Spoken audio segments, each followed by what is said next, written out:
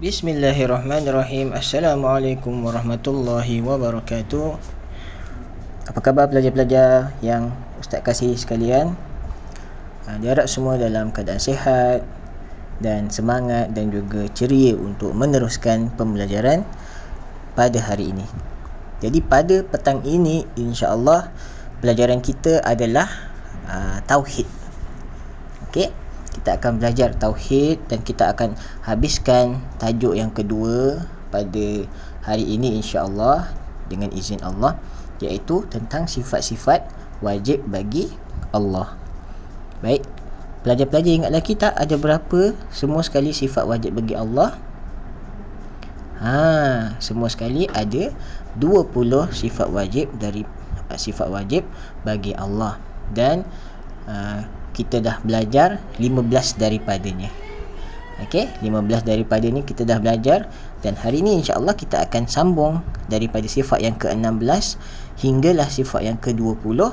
Tetapi sebelum tu jom kita ulang sama-sama dari sifat yang pertama. Okey, jadi ustaz semua selak buka balik muka surat yang awal, yang depan-depan, iaitu daripada sifat yang pertama. Okey, sifat yang pertama adalah al-wujud. Okey, ikut sama-sama.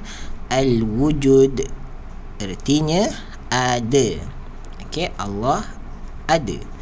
Yang kedua, al-qidam. Okey, ikut sama-sama. Al-qidam artinya sedia ada. Okey, Allah bersifat sedia ada. Sifat yang ketiga, al-baqa. Al-baqa. Al-baqa artinya kekal. Allah sifatnya kekal. Yang keempat, okey, mukhalafatuhu ta'ala lil hawadithi. Lagi sekali ustaz ulang. Mukhalafatuhu ta'ala lil hawadithi. Artinya Allah Ta'ala berbeza dan tidak serupa atau tidak sama dengan segala makhluk yang baharu. Maksudnya Allah tak sama dengan makhluk, tak sama dengan kita. Baik, sifat yang kelima, qiyamuhu ta'ala binafsihi. Lagi sekali, ikut ustaz ulang. Qiyamuhu ta'ala binafsihi. Artinya Allah Ta'ala berdiri dengan sendirinya. Allah Ta'ala berdiri dengan sendirinya. Maksudnya Allah Ta'ala tak perlukan sesiapa pun. Allah Ta'ala tidak memerlukan bantuan daripada sesiapa. Sifat yang kelima. Sifat yang keenam, al-wahdaniyah. Lagi sekali, al-wahdaniyah. Al-wahdaniyah artinya esa atau tidak berbilang. Maksudnya Allah Tuhan itu hanya ada satu sahaja, dan Tuhan itu tidak berbilang, Tuhan itu tidak banyak.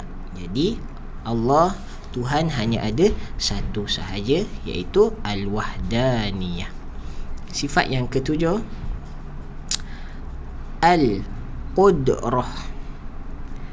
Al-qudrah artinya berkuasa. Artinya berkuasa. Allah Maha berkuasa secara mutlak. Maksudnya Allah ni boleh nak hidupkan ataupun nak mematikan sesuatu, Allah Maha berkuasa. Okey. Seterusnya sifat yang ke-8, al-iradah. Al-iradah artinya berkehendak. Artinya berkehendak. Okey, maksudnya Allah berkehendak secara mutlak. Bila Allah berkehendak akan sesuatu, maka tiada sesiapa yang boleh menghalang kehendak Allah. Itu maksud Allah berkehendak. Seterusnya 2.9, sifat yang ke-9, al-ilmu. Al-ilmu. Okey, al-ilmu artinya mengetahui. Allah Maha mengetahui. Okey, maksudnya Allah Maha mengetahui semua perkara yang berlaku di dalam dunia ini. Okey, tidak ada satu perkara pun yang Allah tak tahu. Berapa bayi yang lahir dekat satu dunia ni, satu bumi ni, daripada hujung ke hujung, semua Allah tahu.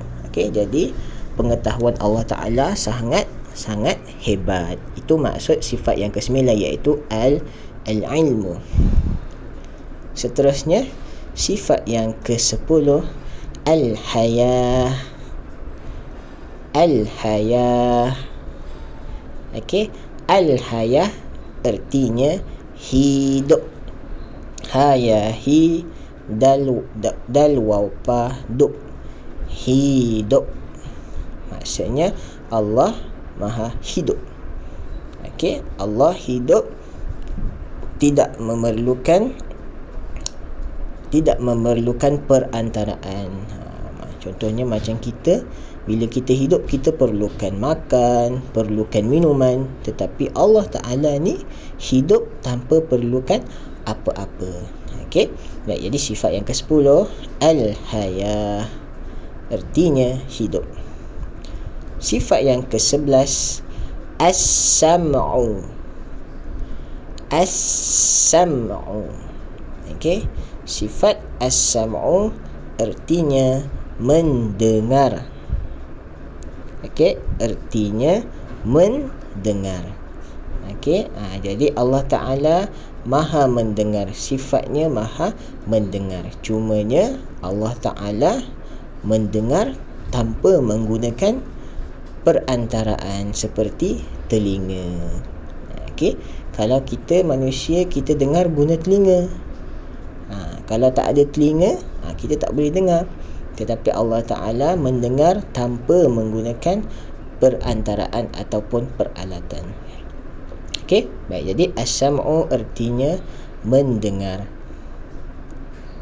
Baik, dan pendengaran Allah Ta'ala tidak terhalang oleh jarak. Maksudnya jauh macam mana sekalipun, Allah mampu mendengar. Okey, sifat yang ke-11, as-sam'. Seterusnya sifat yang ke-12, al-basaru. Al-basaru. Al-basar artinya melihat. Okey, artinya melihat. Mimma lam yali hatahat, melihat. Baik, Allah Maha melihat, dan Allah Ta'ala melihat tanpa perantara seperti mata. Okey, jadi lihat, Allah Maha melihat ni tak sama macam manusia. Manusia melihat menggunakan mata, perlu gunakan mata. Maksudnya kalau satu orang manusia tu, kalau dia tak ada mata, dia tak boleh melihat. Akan tetapi Allah berbeza dengan manusia. Allah melihat tanpa menggunakan perantara seperti mata. Baik. Dan penglihatan Allah ini tidak terhalang oleh jarak, gelap dan seumpamanya. Okey, jauh macam mana sekalipun Allah boleh melihat. Gelap macam mana sekalipun Allah mampu melihat. Okey, jadi sifat yang ke-12 iaitu al-basaru, artinya melihat. Baik, sifat yang ke-13 al-kalamu. Al-kalamu. Okey, al-kalam artinya berkata-kata. Al-kalam artinya berkata-kata. Allah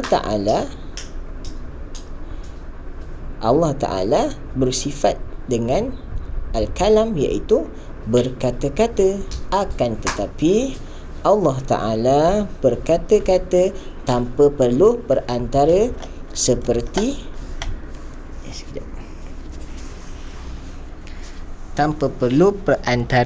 seperti lidah, bibir dan lain-lain. Maksudnya kalau kita nak berkata, kita perlukan lidah, perlukan bibir. Akan tetapi Allah Ta'ala tidak memerlukan perantara untuk berkata-kata. Jadi berkata-kata, Allah Ta'ala berkata-kata ni tidak sama seperti manusia. Okey. Baik. Seterusnya sifat yang ke-14. Okey. Kaunuhu qadiran. Kaunuhu qadiran. Okey, lagi sekali Ustaz ulang sama-sama. Kaunuhu qadiran. Okey, kaunuhu qadiran artinya keadaan Allah Ta'ala yang maha berkuasa. Okey, keadaan Allah Ta'ala yang maha berkuasa.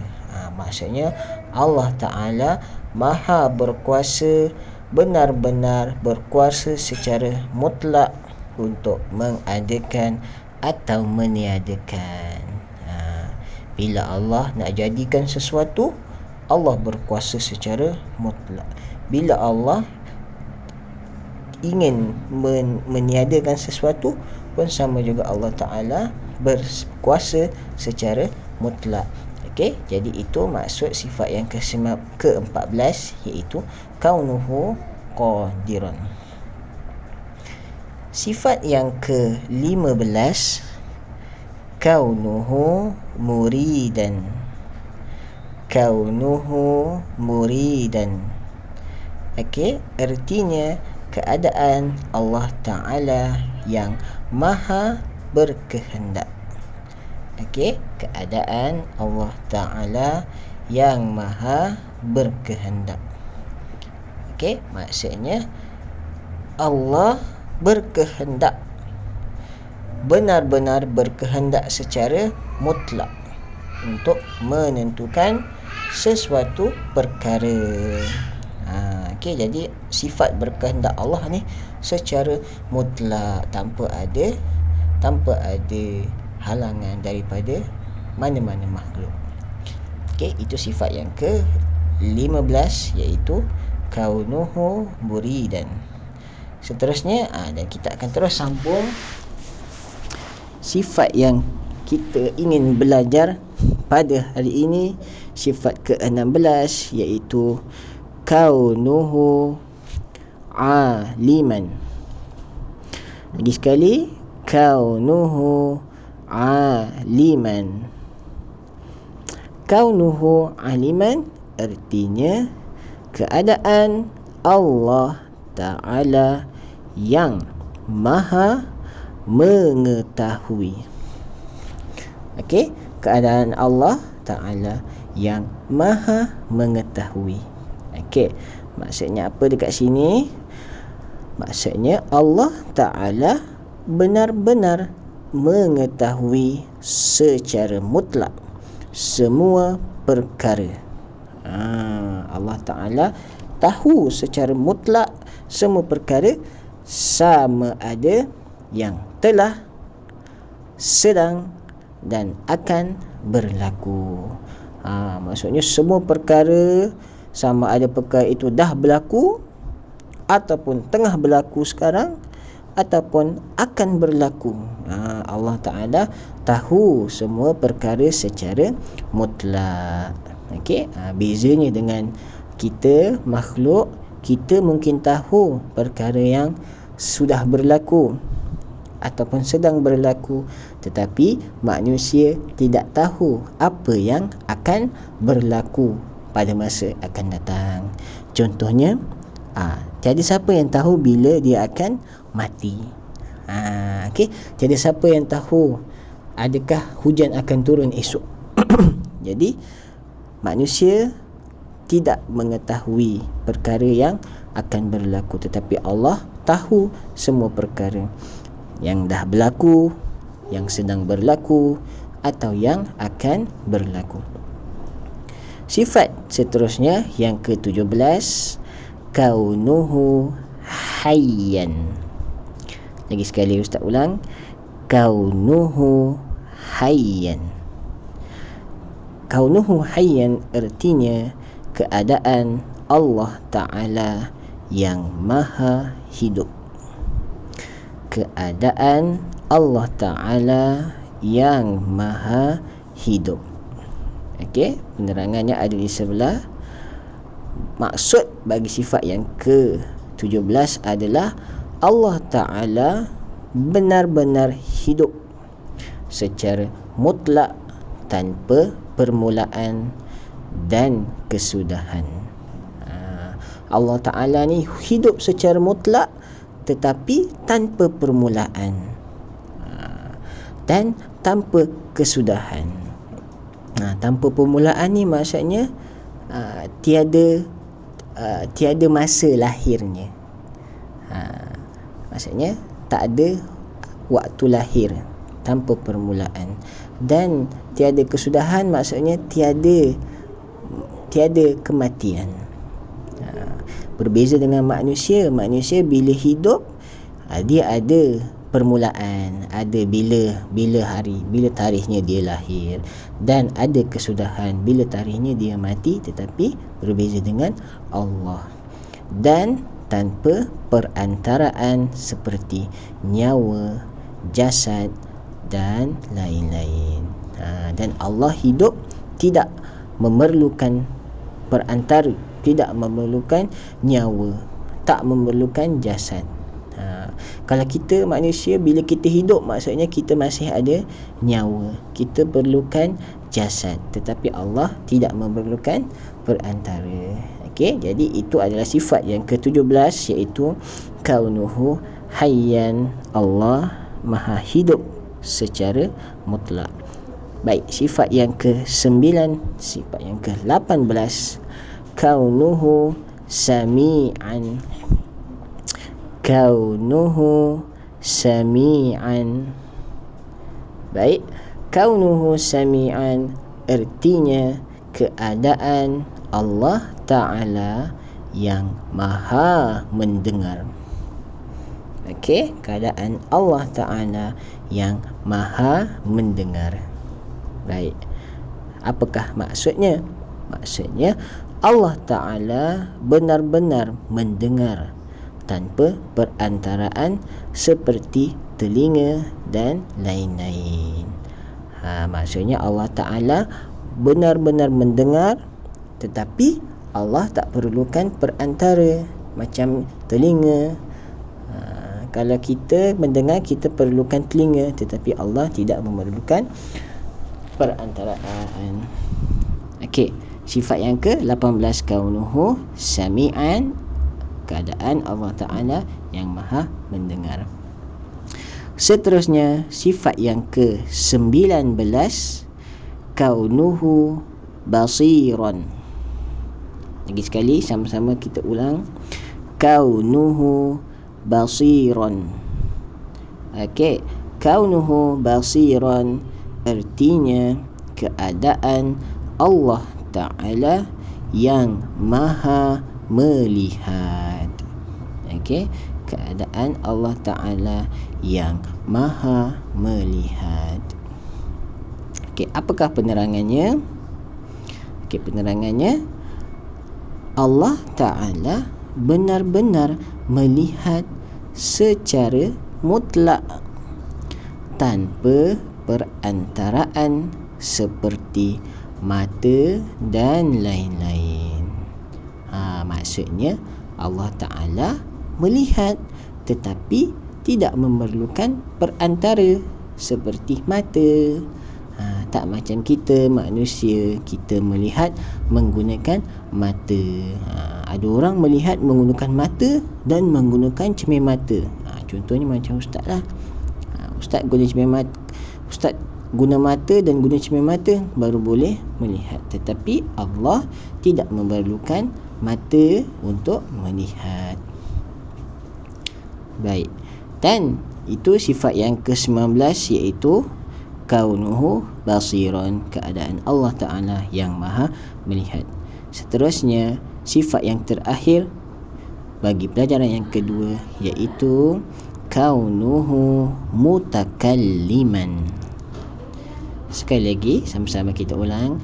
Kaunuhu mutakalliman.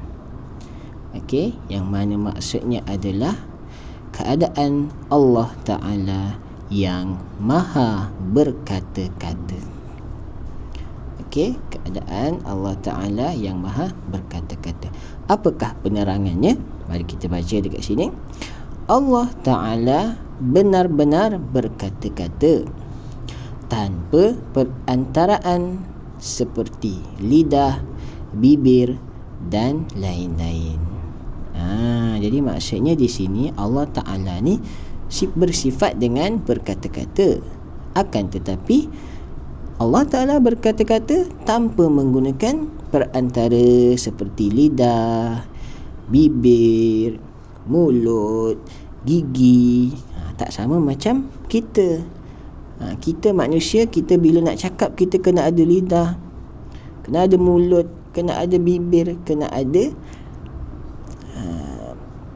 mulut, bibir, lidah, kan, kena ada gigi, baru kita boleh cakap. Tetapi Allah lainnya, Allah ni tidak sama dengan kita. Allah Ta'ala bila berkata-kata tidak menggunakan perantara. Okey. Jadi sifat yang ke-20 adalah kaunuhu mutakalliman, keadaan Allah Ta'ala yang maha berkata-kata. Okey, baik. Jadi itu sahaja video untuk pelajaran hari ini, pelajaran yang kedua dalam subjek tauhid, iaitu sifat-sifat wajib bagi Allah. Jadi murid-murid ingat, semua sekali ada 20 sifat wajib bagi Allah. Semua orang wajib tahu dan wajib hafal sifat-sifat yang wajib bagi Allah serta maknanya. Okey, baik. Jadi insya-Allah kita jumpa dalam video yang akan datang. Assalamualaikum warahmatullahi wabarakatuh.